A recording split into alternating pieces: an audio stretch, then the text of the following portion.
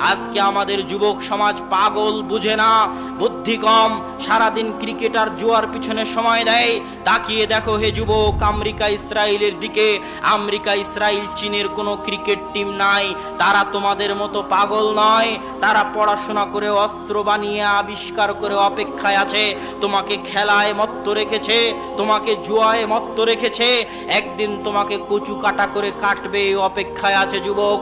তোমার বুদ্ধি কম, তুমি বুঝতে পারো না। যাও তুমি পদ্মা সেতুতে গিয়ে দেখো, যারা আজ পদ্মায় ইঞ্জিনিয়ার, ম্যানেজার, ডিজাইনার, সবাই চায়না, কোরিয়া থেকে ভাড়া করে আনা। আর মাথায় ইট পাটকেল নিয়ে পাইলের মধ্যে ফেলতেছে যে লেবার, ওই লেবার হচ্ছে বাঙালি, বাংলাদেশি। এত অধপতন কেন?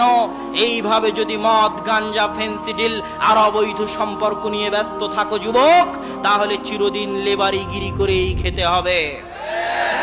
অতএব এখনই সজাগ হতে হবে, আত্মমর্যাদাশীল হতে হবে, নিজেকে দাম দেওয়া শিখতে হবে। দাম দেওয়া কাকে বলে? আত্মমর্যাদা কাকে বলে? সমুদ্রে যখন একটা পানা চলে, খড়কুটো চলে, স্রোত যেই দিকে যায় ওই পানা খড়কুটো সেই দিকে যায়। ওই পানা খড়কুটোর কোনো দাম নেই, কোনো শক্তি নেই। কিন্তু যখন একটা নৌকা চলে, নৌকার শক্তি থাকে আলাদা, যেদিকে ইচ্ছা সেদিকে যেতে চায়, স্রোতের মোকাবেলা করে যেতে চায়, তার মানে তার দাম আছে, শক্তি আছে। যুবক, যখন তুমি কোনো খেলা দেখে খেলোয়াড়ের অনুসরণ করতে চাও, কোনো মুভি ছবি দেখে যে নায়কের অনুসরণ করতে চাও, মা এবং বোনেরা যখন সিরিয়াল দেখে সেই সিরিয়ালের নায়িকার অনুসরণ করতে চায়, পাখির ড্রেসের অনুসরণ করতে চায়, তখন বুঝতে হবে তাদের মধ্যে আত্মমর্যাদা নেই। তারা নিজেদেরকে দাম দিতে জানে না। যদি আত্মমর্যাদা থাকতো যুবক, তাহলে ভাবতে, আমি কেন এই খেলোয়াড়, এই নায়কের অনুসরণ করব?